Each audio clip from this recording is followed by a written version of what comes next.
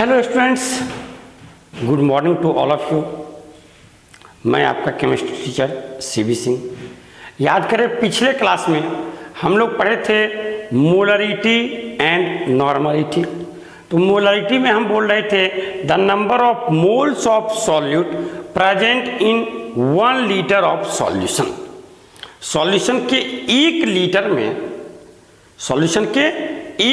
में सॉल्यूट का जितना मोल्स प्रेजेंट हो उसे ही हम क्या कहते हैं, मोलरिटी कहते हैं। अगर सॉल्यूशन के 1 लीटर में सॉल्यूट का 2 मोल्स प्रेजेंट हो तो उस सॉल्यूशन की मोलरिटी क्या होगी, 2। 5 मोल्स हो तो मोलरिटी क्या होगी, 5। और अगर m मोल हो तो उसकी मोलरिटी क्या होगी, m। तो सॉल्यूशन की मोलरिटी को इंडिकेट करते हैं कैपिटल M के द्वारा। इसका अर्थ कोई सॉल्यूशन जिसकी मोलरिटी m है तो हम क्या कह सकते हैं कि उसका अर्थ हुआ कि सॉल्यूशन के 1 लीटर में क्या है, तो m moles of solute present है। दूसरे में हम लोग बात किए नॉर्मलिटी की। मोलरिटी और नॉर्मलिटी दोनों में बस एक ही डिफरेंस था। मोलरिटी में जहां हम बोल रहे थे नंबर ऑफ मोल्स, नॉर्मलिटी में हम क्या बोल रहे थे, number of gram equivalents, number of gram equivalents. और उसमें हम कह रहे थे कि सॉल्यूशन के 1 लीटर में सॉल्यूट का जितना number of gram equivalents present हो उसे ही हम क्या कहेंगे, उसकी नॉर्मलिटी कहेंगे। अगर सॉल्यूशन के 1 लीटर में सॉल्यूट का 2 ग्राम इक्विवेलेंट प्रेजेंट हो तो उस सॉल्यूशन की नॉर्मलिटी क्या हो जाएगी, 2। 5 ग्राम इक्विवेलेंट प्रेजेंट हो तो उसकी नॉर्मलिटी क्या हो जाएगी, 5। और अगर n ग्राम इक्विवेलेंट प्रेजेंट हो तो उसकी नॉर्मलिटी क्या हो जाएगी, n। तो ऐसा सॉल्यूशन जिसकी नॉर्मलिटी हम बोलते हैं कि n है, इसका अर्थ आप क्या समझ रहे हैं कि इस सॉल्यूशन के 1 लीटर में, इस सॉल्यूशन के 1 लीटर में सॉल्यूट का क्या है, n ग्राम इक्विवेलेंट प्रेजेंट है। इसके बाद हम लोग बात किए थे relation between molarity and normality. तो यहाँ हम लोग रिलेशन देखे, normality equals to molarity into X, normality equals to molarity into X. जहाँ हम एक्स को क्या कर रहे थे कि यह बेसिसिटी हो सकता है in case of acid, acidity हो सकता है in case of base, total charge present either on cation और एनायन पर मॉलिक्यूल हो सकता है इन केस ऑफ इलेक्ट्रोलाइट और salt, in case of electrolyte और इलेक्ट्रोलाइट की बात हम कर रहे हैं।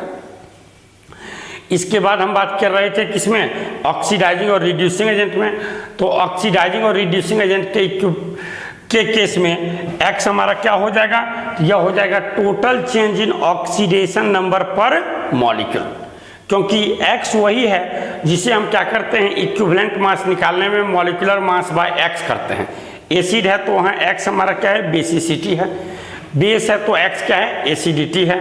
अगर सॉल्ट है तो हम कहते हैं total charge present either on cation और एनायन पर मॉलिक्यूल है।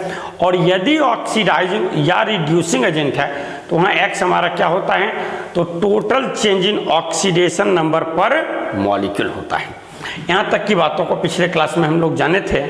और इसमें अब आपको हम इस टर्म के बारे में, x के बारे में कुछ बताना चाह रहे हैं जो इक्विवेलेंट मास निकालने के लिए आपका 11th में था, चैप्टर था इक्विवेलेंट मास।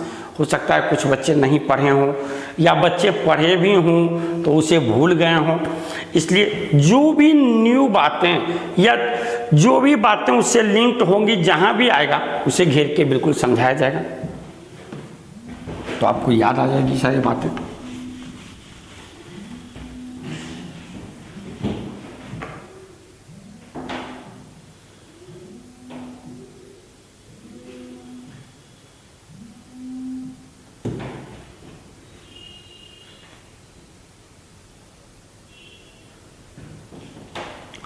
आइए अब इसके आगे हम लोग देखना चाहेंगे, तो इसके आगे हम लोग बात करते हैं some important points related to equivalent mass. ये हम आपको बता रहे हैं, जरा ध्यान से समझें।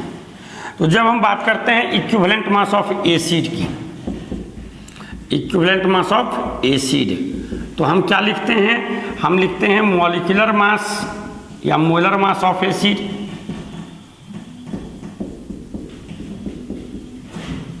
बाय क्या कहते हैं, बाय हम कहते हैं basicity of acid, by basicity of acid,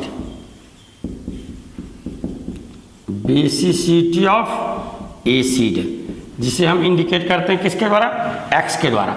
और ये हमारा बेसिसिटी क्या है, तो इसके बारे में हम जाने कि बेसिसिटी क्या होता है। तो बेसिसिटी है number of H+ ion replaced from one molecule of acid.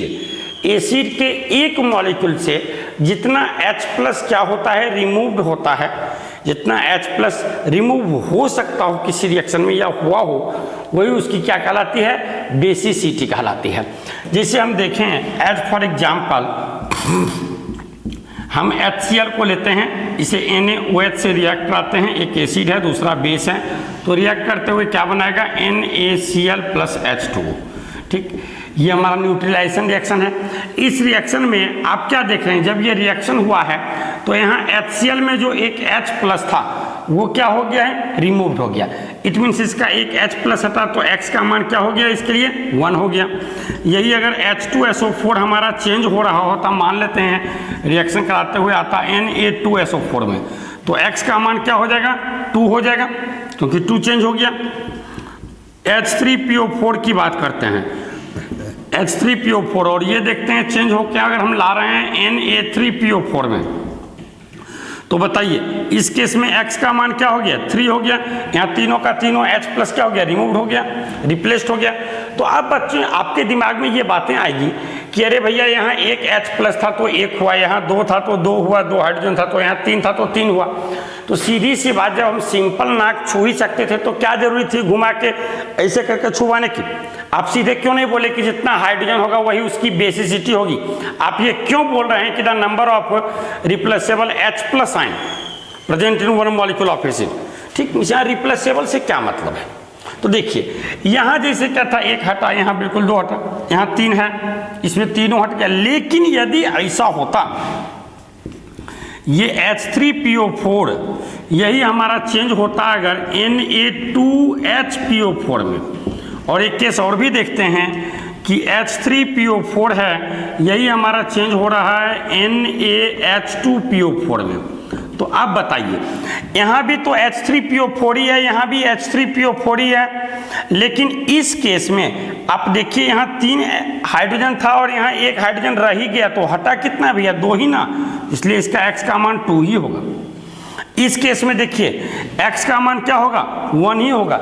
इसलिए हम क्या बोलते हैं कि जितना हट जाए, ये नहीं बोलते हैं कि जितना हाइड्रोजन प्रेजेंट है वो उसकी बेसिसिटी है। हाँ, जब 1 है तब तो फिर उससे ज़्यादा होने की बात हो नहीं सकती है।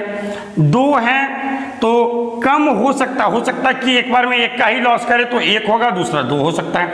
अब जैसे यहाँ 3 था, मैक्सिमम 3 हो सकता है, अब मिनिमम इसका 1 हो गया, और इंटरमीडिएट देख रहे हैं क्या, 2 है। 3 ढंग की बातें हो सकती है। 3 H+ था, इसमें तीनों हट गया है। यहाँ क्या हुआ है, 3 से 1 तो रह ही गया, 2 ही हटा है। यहाँ क्या है, 3 है, 3 में देखिए 2 रह गया, 1 ही हटा है। तो यही हमारा बेसिसिटी होता है। बेसिसिटी क्या है, आप इसे समझ गए, इसे लिखने की कोई आवश्यकता नहीं है, सिर्फ समझना है। समझ लिए, ठीक। आइए इसके आगे दूसरे केस में हम बात करेंगे इक्विवेलेंट मास ऑफ, अगर हम बेस की बात करते हैं तो भी देखिए एग्जैक्टली सेम ढंग की बात हम लिखते हैं। वहां लिखेंगे molecular mass of base by acidity of base, जिसे X इंडिकेट कर रहे हैं। अब ये एसिडिटी क्या है, तो जिस ढंग से आप बेसिसिटी में देखें कि the number of H+ ion replaced from one molecule of acid, acid के एक मॉलिक्यूल से जितना H+ रिप्लेस्ड हो सकता हो, जितना रिप्लेसेबल हो, वही उसकी क्या कहलाती है, बेसिसिटी कहलाती है। सिमिलरली बेस के एक मॉलिक्यूल से जितना OH- रिप्लेस हो सकता हो, means number of replaceable OH- ion present in one molecule of base is known as acidity of base. ठीक, तो आइए जरा इसे हम समझते हैं, इसे लिखने की आवश्यकता नहीं है, सिर्फ समझ लेंगे। तो आप जरा ध्यान दें, जिससे हम बात करते हैं NaOH। और इसे चेंज करा रहे हैं NaCl। हम पूरा नहीं लिखे हैं, ये बेस है, इसे एसिड से रिएक्ट कराएंगे तो चेंज होगा, साथ में वाटर बनेगा यहाँ। तो देखिए यहाँ क्या हुआ है, इसमें एक OH था, जबकि ये रिएक्शन हुआ तो एक OH क्या हुआ, हट गया। अगर हम पूछें कि NaOH का इक्विवेलेंट मास क्या होगा, तो आप इसका, ये बेस है, इसका इक्विवेलेंट मास क्या बोलेंगे, molecular mass by basicity. Molecular mass तो निकालने में कोई दिक्कत नहीं है, सभी के एटॉमिक मास को जोड़ देते हैं आप। अगर आपको एसिडिटी पता चल जाए तो आप आराम से इसके इक्विवेलेंट मास को बता सकते हैं। तो बताइए इस केस में इसकी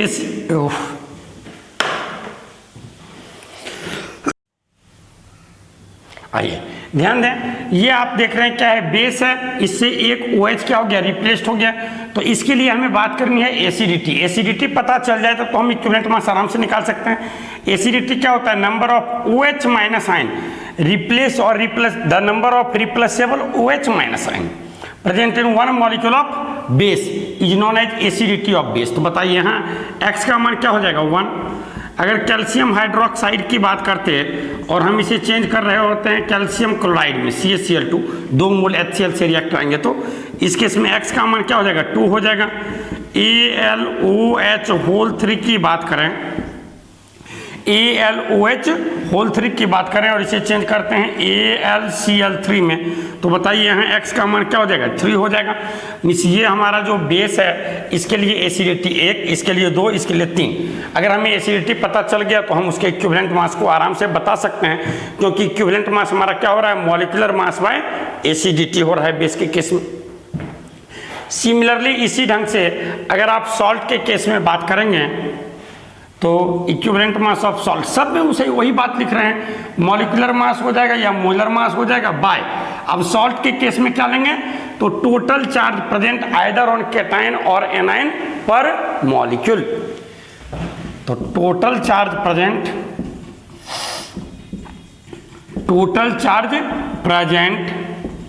आइदर ऑन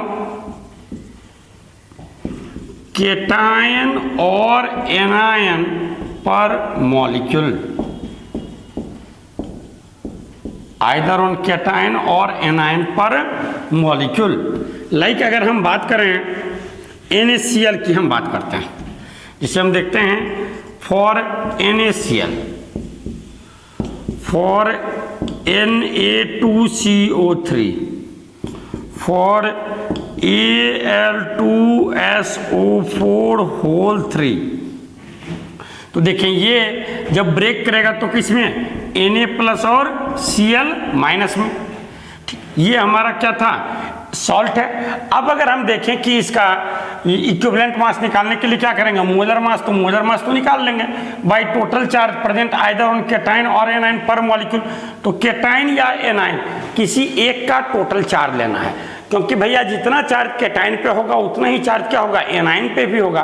दोनों एक दूसरे के एग्जैक्टली इक्वल होगा लेकिन अपोजिट होगा, इसलिए एज ए होल यह क्या हो जाएगा, न्यूट्रल हो जाएगा। इस केस में अगर हम x की बात करें तो कैटायन पे चार्ज 1, एनायन पे चार्ज 1, किसी एक का लेना है और लिखा हुआ है। इसकी बात करें तो ये ब्रेक करेगा कैसे भैया, 2Na प्लस क्या CO3 माइनस 2। देखिए कैटायन पे चार्ज कितना है, +1 है, इसलिए ये कितना मोल आया है, 2 मोल आया है। 2 गुने +1 क्या हो गया, +2, और ये क्या है, आगे कुछ नहीं लिखा है, इट मीन्स क्या है 1 है। 1 गुने -2 मीन्स क्या, -2, +2 -2 मीन्स क्या 0। इस केस में x का मान 2। अगर Al2SO4 होल 3 है तो बताइए ये ब्रेक करेगा कैसे, 2Al + 3 प्लस क्या 3SO4 - 2। अगर आप देखें तो टोटल चार्ज एग्जैक्टली इक्वल होगा। कैटायन पे चार्ज क्या है, +3 है, और आगे क्या है 2 से गुना है, 2 गुने +3 क्या हो गया +6। एनायन पे चार्ज क्या है -2 है, आगे क्या है 3 से गुना है, ये क्या हो गया 3 गुने -2 मीन्स क्या -6, +6 -6। तो ओवरऑल क्या हो गया चार्ज 0, ओवरऑल न्यूट्रल। तो सारी बातें क्लियर हो रही है। हम क्या कर रहे हैं, हम इसमें आपको हमेशा बोल रहे हैं कि अगर नॉर्मलिटी हमें कहीं निकालना है तो हमें परेशान नहीं होना है। हम पहले मोलरिटी की बात कर लेंगे, बाद में रिलेशन लगाते हुए आराम से बढ़ सकते हैं। रिलेशन आप देख रहे थे तो हमारा रिलेशन था normality equals to molarity into x। अब हमें मोलरिटी के बारे में जानकारी हो गई है, और अब अगर हमें x के बारे में जानकारी हो जाए तो हम आराम से इस वैल्यू को फाइंड कर सकते हैं। इसी की बात कर रहे थे। इसमें X क्या है, तो बेसिसिटी हो सकता है या एसिडिटी है या फिर क्या है, तो total charge present either on cation और एनायन पर मॉलिक्यूल है। यहां तक में कहीं कोई दिक्कत है? चलिए अब हम लोग इस पर ध्यान से देख लें एक बार, सारी बातों को हम फिर से समझा दिए हैं। अब इस पर बेस्ड एक दो ऑब्जेक्टिव क्वेश्चंस लाते हैं। आइए अब हम लोग इसके आगे दो तीन छोटा छोटा सा क्वेश्चन लिखते हैं और एक ही ढंग का क्वेश्चन लिखेंगे। देखिएगा उसमें हम क्या आपको समझाना चाह रहे हैं, ध्यान दें। एग्जैक्टली एक सेम ढंग का लैंग्वेज रखते हुए सेम क्वेश्चन ये हम 3 बार लिख रहे हैं और देखिएगा तीनों में आंसर बिल्कुल अलग अलग होगा। फर्स्ट में हम कहते हैं the normality of 0.3 m H3PO4 solution is. A में ऑप्शन दिया है 0.3, बी में ऑप्शन है 0.6, सी में ऑप्शन है 0.9, डी में ऑप्शन है 0.1। दूसरा क्वेश्चन जो है उसमें भी सेम बात देखते हैं, लेकिन देखिए क्या कहता है। कहता है कि the normality of 0.3 m H3PO4 solution में भी किसी ऑब्जेक्टिव क्वेश्चन का आंसर तो डिपेंड करता है लैंग्वेज और दिए गए ऑप्शंस पे। देखिएगा हम सेम यहाँ भी रख रहे हैं 0.3, 0.6, 0.9, डी में कर दिया गया है ऑल ऑफ दीज में कर दिया गया है ऑल ऑफ दीज। और नेक्स्ट क्वेश्चन हम एक लिखते हैं the normality of 0.3 m H3PO3 solution is। the normality of 0.3 m H3PO3 solution is। तो यहाँ क्या लिख रहे हैं, सेम ऑप्शन ले रहे हैं फर्स्ट वाला। अब जरा 1 मिनट ध्यान से देखिए, यहां आप क्या देख रहे हैं। क्वेश्चन कहता है normality of 0.3 m H3PO4 solution is.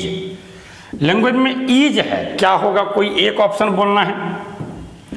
तो नॉर्मलिटी इक्वल टू क्या होता है भैया, मोलरिटी इनटू x। और H3PO4 के लिए जब कुछ नहीं बोला, H3PO4 सिर्फ लिख दिया, पूछा कि इसकी बताइए बेसिसिटी, तो हम क्या बोलेंगे, 3 बोलेंगे।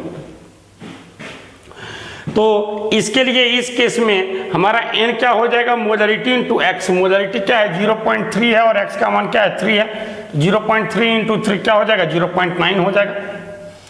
ठीक, दूसरे में कहता है normality of 0.3 m H3PO4 solution में भी क्या हो सकता है। तो H3PO4 के केस में आप देखें कि बेसिसिटी 1 हो सकता है, 2 हो सकता है, 3 भी हो सकता है। अगर 1 है तो नॉर्मलिटी क्या हो जाएगा 0.3 इंटू 1 0.3 रह जाएगा। 2 होगा तो क्या होगा 0.3 इंटू 2 0.6 हो जाएगा। और अगर 3 होगा तो क्या हो जाएगा 0.3 इंटू 3 मीन्स क्या 0.9 हो जाएगा। तो यहाँ 0.3 भी हो सकता है, 0.6 भी हो सकता है, 0.9 भी हो सकता है। इट मीन्स क्या हो जाएगा ऑल ऑफ दिस।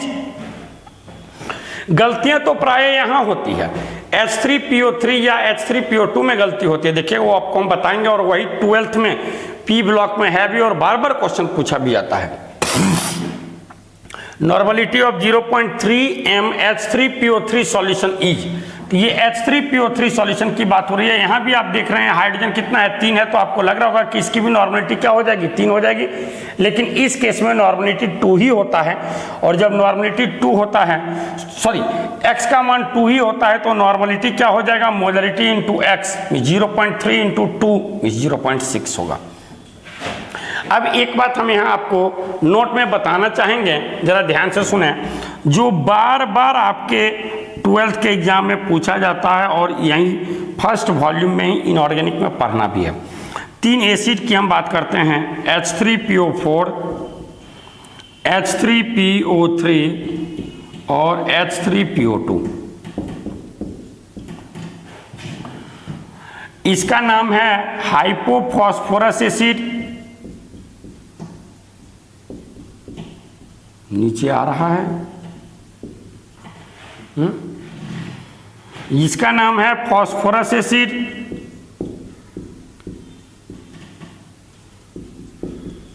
और इसका फास्फोरिक नहीं बोलिएगा, ऑर्थोफॉस्फोरिक, क्योंकि मेटाफॉस्फोरिक भी होता है, पायरोफॉस्फोरिक भी होता है, ऑर्थोफॉस्फोरिक एसिड। तो आप देख रहे हैं कि तीनों के केस में हाइड्रोजन कितना है, 3 है।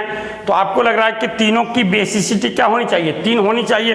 लेकिन जरा ध्यान दें, इसकी बेसिसिटी 3 होती है, इसका 2 ही होता है, और इसका क्या 1 ही है। 1 है तो ये ज़्यादा 2 3 में तो जा ही नहीं सकता है, ये 2 है तो 3 में तो जा नहीं सकता, मैक्सिमम तो हो सकता है, 3 जा नहीं सकता, लेकिन हाँ कम में 1 तो जा सकता है। आपके पास 100 का 2 नोट है, जरूरी तो नहीं है कि आप दोनों खर्च कर दें, 1 ही नोट हम खर्च करें। लेकिन मेरे पास 1 ही है तो हम 2 कहाँ से कर पाएंगे, तब तो लिमिटेशन ना हो गया। x का मान यहाँ हमारा क्या है, 3 है। तो अब इसे हम कहीं प्रूव करें, इसको समझते हैं कि कैसे। इसमें आप कहिएगा 3 है, यहाँ भी तो 3 हाइड्रोजन है लेकिन 2 ही हुआ, यहाँ भी तो 3 हाइड्रोजन है लेकिन 1 ही हुआ, ये कैसे। तो इसके लिए हमें थोड़ा स्ट्रक्चर बनाना होगा।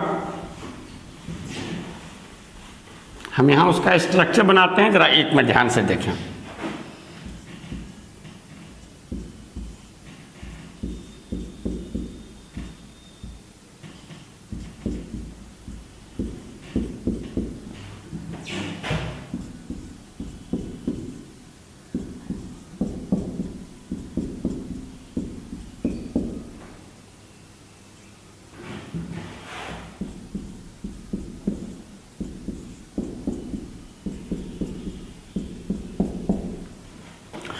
क्या देख रहे हैं, इस केस में आप देखिए यहाँ यह हाइड्रोजन जो है यह ऑक्सीजन से जुड़ा हुआ है, फास्फोरस है इससे जुड़ा है, ऑक्सीजन से जुड़ा है हाइड्रोजन, जबकि ये हाइड्रोजन जो है वो फास्फोरस से डायरेक्टली जुड़ा है।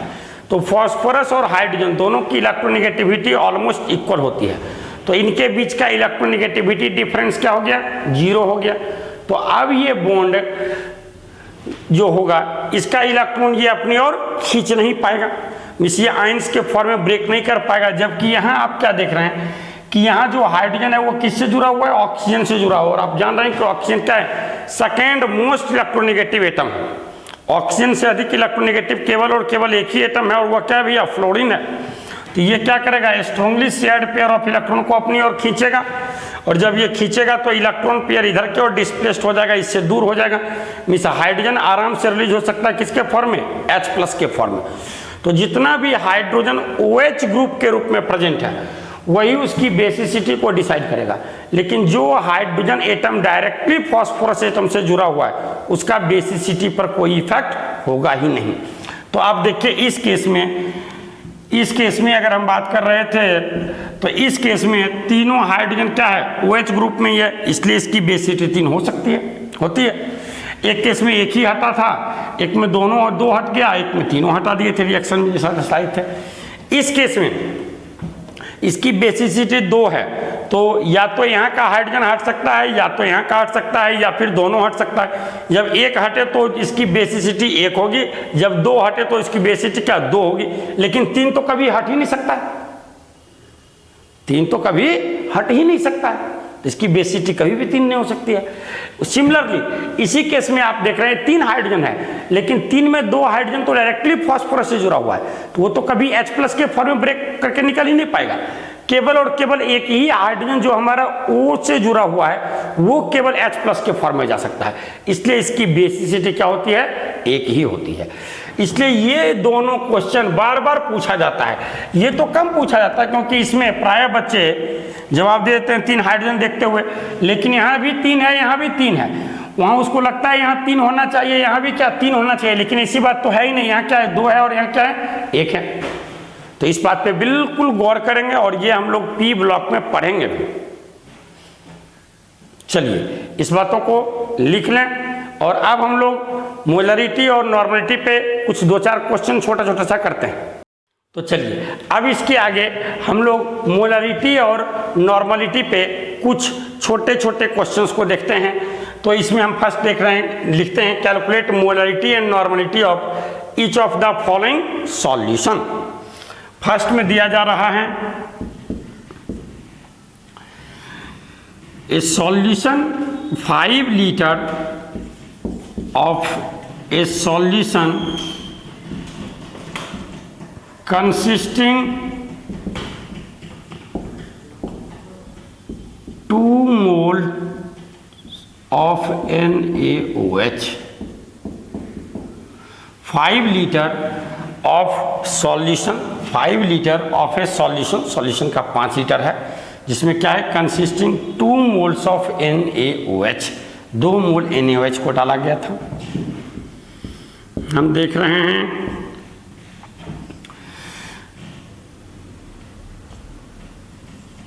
12 gram of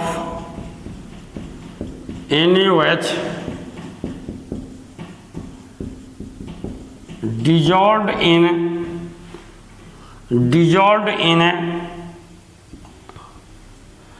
5 liter of water, 5 litre of water. हम क्या करते हैं, वैसे सॉल्यूशन का बताना है, 12 ग्राम NaOH को डिजॉल्व करते हैं 5 लीटर वाटर में। 5 लीटर वाटर में जब आप NaOH को डिजॉल्व करेंगे तो क्या सॉल्यूशन बनेगा, उसकी बात की जा रही है। तीसरे में कहता है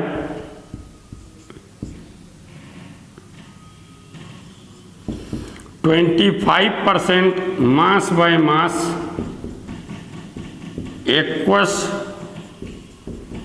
glucose solution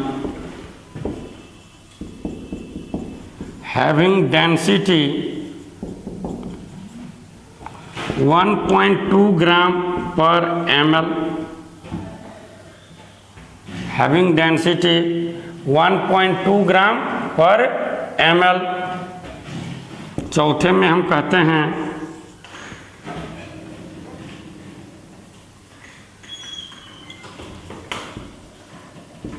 500 ml of solution, 500 ml of solution which consist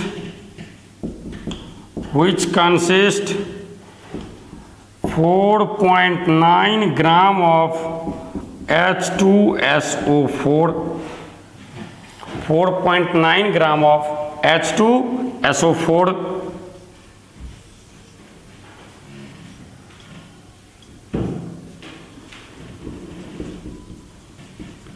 an aqueous solution of nitric acid which is labeled as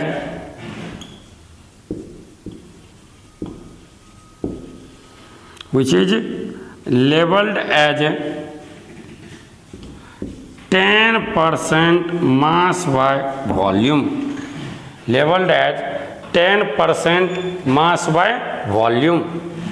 तो देखिए आराम से आप निकाल सकते हैं। यहाँ क्या देख रहे हैं, मोल्स ऑफ NaOH आपको पता है और यहाँ इसका वॉल्यूम पता है। सीधी सी बात, अगर हम मोलरिटी की बात करते हैं तो क्या लिखेंगे, number of moles of NaOH by volume of solution in litre, 2/5, 2/5, ये हमारा मोलरिटी निकल गया। अब अगर हम बात करते हैं नॉर्मलिटी की, तो नॉर्मलिटी इक्वल टू होता है भैया molarity into x, molarity into x, और एक्स का मान क्या होगा, 1 ही होगा। तो आराम से नॉर्मलिटी और मोलरिटी तो इक्वल ही रह गया। यहाँ देखते हैं 12 gram of NaOH dissolve in 5 litre of water. तो जब आप 12 ग्राम NaOH को 5 लीटर वाटर में डिजॉल्व करेंगे, वाटर हमारा क्या है भैया, सॉल्वेंट है, और ये हमारा क्या है, सॉल्यूट है। तो 5 लीटर वाटर लीजिए और उसमें थोड़ा सा आप क्या कीजिए, NaOH को डाल दीजिए, तो जो सॉल्यूशन बनेगा उसके वॉल्यूम में कोई चेंज नहीं होगा। 5 लीटर पानी लीजिए और उसमें क्या कीजिए, आधा गिलास चीनी मिला दीजिए। 5 लीटर पानी लीजिए और उसमें आधा गिलास चीनी मिला दीजिए, चम्मच से हिलाइए, तो क्या मिलाने के बाद अब क्या पता हूँ जो सॉल्यूशन बना उसका वॉल्यूम बहुत ज़्यादा बढ़ जाता है क्या, ऐसी कोई बात नहीं होगी। सॉलिड के मिलाने से, माइन्यूट अमाउंट में सॉलिड के मिलाने से या गैस के अमाउंट, गैस को मिलाने पे वॉल्यूम में कोई चेंज नहीं होगा। तो 12 ग्राम ऑफ NaOH को डिजोल्व किया गया है। अब देखिए मोलरिटी होता है हमारा number of moles by volume of solution in litre. यहाँ हमारा नंबर ऑफ मोल्स पता था और वॉल्यूम लीटर में पता था, तो डायरेक्ट हम इसे यूज किए, लेकिन यहाँ ये मास के टर्म में चला गया है। तो अब हम क्या करेंगे, mass by molar mass into volume of solution in litre. अगर यहाँ ml में लेते तो 1000 से मल्टीप्लाई होता, ठीक, मोलरिटी निकल गया। फिर नॉर्मलिटी तो आराम से निकाल लेंगे क्योंकि x का मान 1 ही है। इस केस में देखिए ग्लूकोज की बात हो रही है भैया। ग्लूकोज क्या है, ये हमारा मॉलिक्यूलर सॉलिड है, ये ब्रेक नहीं करेगा। इट मीन्स इसके लिए x का मान आप क्या लेंगे, 1 लेंगे। ये एसिड बेस या सॉल्ट नहीं है जो ब्रेक करने की बात होगी, यहाँ कोई ब्रेकेज की बात नहीं होगी, वो बिल्कुल मॉलिक्यूल के फॉर्म में एग्जिस्ट करेगा। तो यहाँ आप देख रहे हैं इसका परसेंटेज। अब आप देखिए आपको अभी भी मोलरिटी निकालना है, और मैक्सिमम केस में आप देखेंगे बुक वगैरह में भी इसी ढंग की बातों को करेगा। अभी भी आपको मोलरिटी निकालना है, लेकिन आप देख रहे हैं ना तो आपको मास दिया है सॉल्यूट का, ना ही वॉल्यूम वॉल्यूम दे के रखा है, कुछ डायरेक्ट वे में नहीं दिया, ये घुमा के दे के सब कुछ रखा है, लेकिन घुमा के दे के रखा है। तो परसेंटेज मास बाय मास 25 है, डेंसिटी क्या है 1.2 ग्राम पर ml है, और हमें मोलरिटी निकालना है। तो हम क्या करेंगे, परसेंटेज मास बाय मास गुने डेंसिटी गुने 10 बाय मोलर मास। ग्लूकोज का मोलर मास तो आप जान ही रहे हैं, मीन्स जिस फॉर्मेट में है उसे हम डायरेक्टली यूज कर लिए। यहाँ देखिए हमारा वॉल्यूम किस में है, ml में है, मास से जुड़ा है। तो हम करते हैं mass by molar mass volume of solution in ml, और ऊपर क्या 1000 से मल्टीप्लाई किए, ठीक।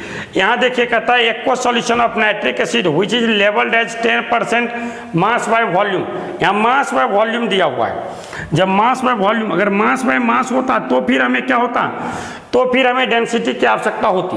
यहाँ तो ये मास बाय वॉल्यूम दिया हुआ है, तो डेंसिटी की तो कोई आवश्यकता होती ही नहीं है इसमें। हम जान रहे हैं कि मोलरिटी क्या लिखते हैं, परसेंटेज मास बाय वॉल्यूम गुने 10 बाय मोलर मास। तो देखिए आपको परसेंटेज मास बाय वॉल्यूम पता है, 10 तो कांस्टेंट ही है, और मोलर मास नाइट्रिक एसिड का पता है। सबका क्या करेंगे, एटॉमिक मास को ऐड कर देंगे तो मोलर मास निकल जाएगा, कहीं दिक्कत नहीं होनी चाहिए। चलिए इसे जल्दी से नोट कर लें। चलिए अब इसके आगे, अभी हम लोग मोलरिटी और नॉर्मलिटी को जाने। अब इसके आगे एक टर्म जानते हैं मोललिटी, जिसे इंडिकेट किया जा रहा है स्मॉल m के द्वारा, जिसे इंडिकेट किया जा रहा है स्मॉल m के द्वारा।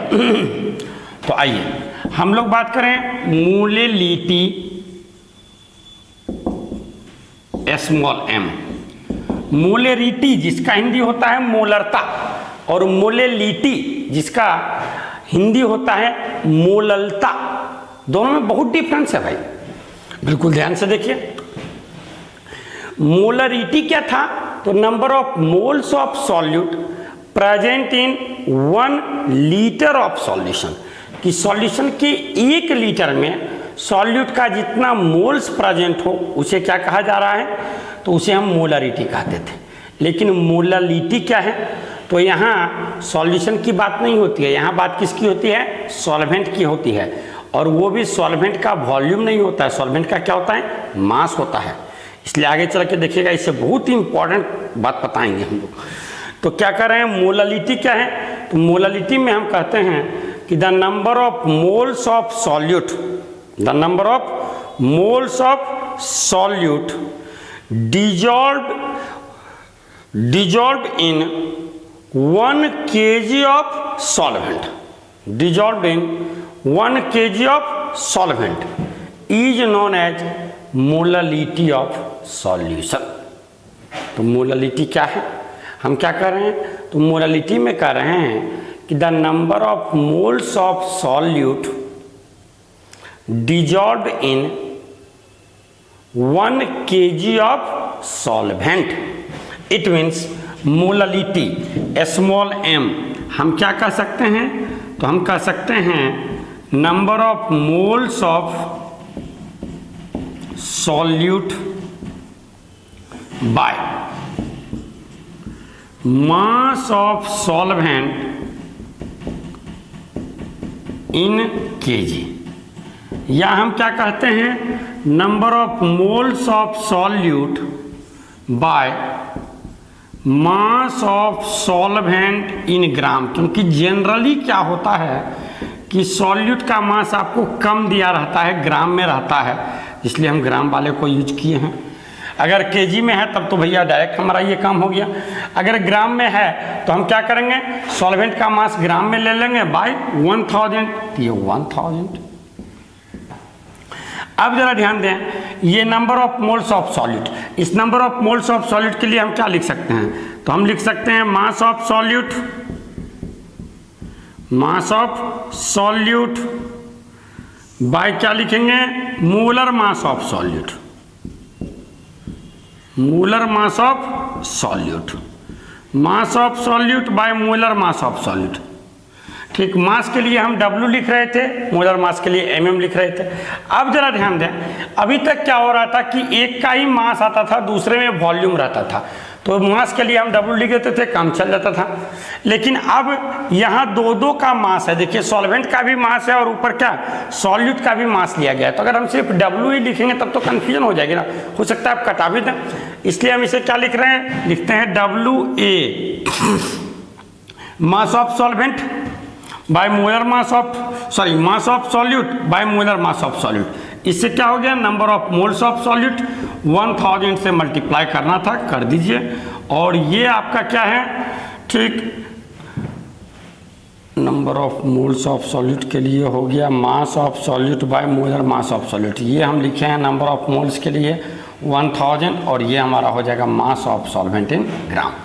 इट मीन्स मोलालिटी क्या कर सकते हैं, तो WA into 1000 by MM into WB, where A is used for solute, A is used for solute and B is used for solvent। WA means आप क्या बोलेंगे, मास ऑफ सॉल्यूट इंटू 1000 है तो कांस्टेंट ही है, MM molar mass of solute into WB, ये क्या हो गया, मास ऑफ सॉल्वेंट, ये हमारा सॉल्यूट का मास है और ये हमारा क्या है, सॉल्वेंट का मास है।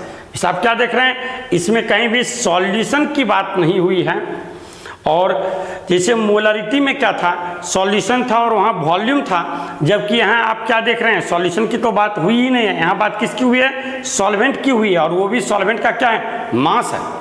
इट मीन्स हम मोलरिटी क्या बोल रहे हैं, तो मोलरिटी हम कर रहे थे the number of moles of solute dissolved in 1 kg और 1000 gram of solvent is known as molarity of solution, is known as molarity of solution. क्या कोई दिक्कत है? आइए अब इसके आगे, पहले आप जल्दी से इसे लिख लें और बस 2 मिनट का और समय लेंगे, 2 छोटा सा क्वेश्चन बता देंगे, तो कल इसके आगे फिर बताएंगे, और कल हमारा एक पार्ट कंसंट्रेशन टर्म बिल्कुल समाप्त हो जाएगा। आप पूरी की पूरी बातों को कंसंट्रेट देखिए, जो आप पढ़ रहे थे अभी आप उसे पढ़ रहे हैं, लेकिन सही मायने में नहीं उसे ग्रैप्स कर पा रहे थे। अब जब आप उसे पढ़ेंगे और कल देखेंगे, कल हम उस पार्ट को करने के बाद आपके NCERT का ढेर सारा क्वेश्चंस बनेगा, 15-16 क्वेश्चन NCERT से मिलेगा और 14 क्वेश्चन आपको RC मुखर्जी का मिलेगा, और जब आप सारा का सारा बनाएंगे तब जाके सारी की सारी बातें क्लियर हो जाएगी और आपको कहीं परेशानी महसूस नहीं होगी। बस छोटा सा 2 क्वेश्चन हम सिंपल अभी लिख रहे हैं और कुछ नहीं, थोड़ा हिंट भी कर देंगे या हिंट नहीं भी करें आप भी आराम से कर सकते हैं। देखते हैं आप क्या करते हैं। फर्स्ट में हम क्वेश्चन लिखते हैं,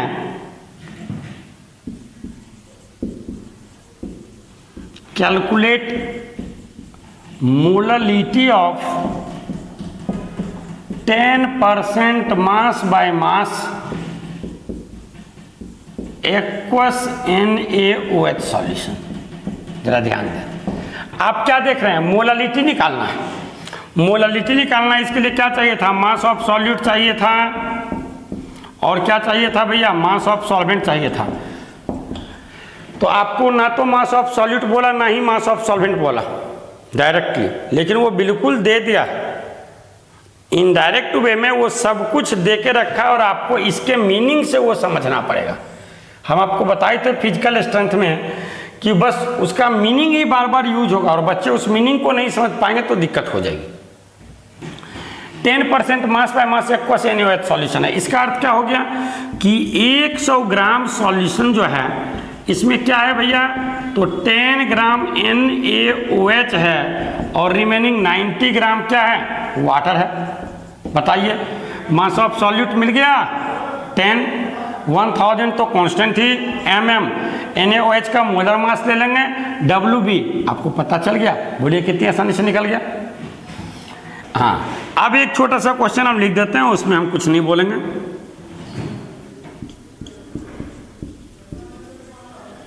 ए sugar syrup of mass 214.2 gram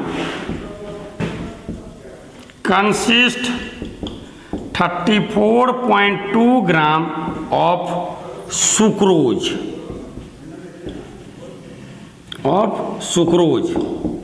find molality of solution.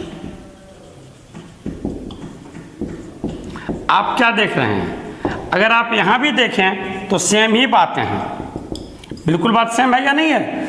यहां आपको क्या दिया हुआ है, ठीक, ए शुगर सिरप ऑफ मास, कोई शुगर सिरप है जो क्या है, मीठा है, शुगर मिला रहता है, उसका मास इतना ग्राम है, कंसिस्ट इतना ग्राम ऑफ सुक्रोज, जिसमें सॉल्यूट जो है वह क्या है, इतना ग्राम है और कुछ नहीं बोला है। सॉल्यूशन का मास दे दिया है, सॉल्यूट का मास दे दिया और कुछ नहीं बोल रहा है सॉल्वेंट के संबंध में।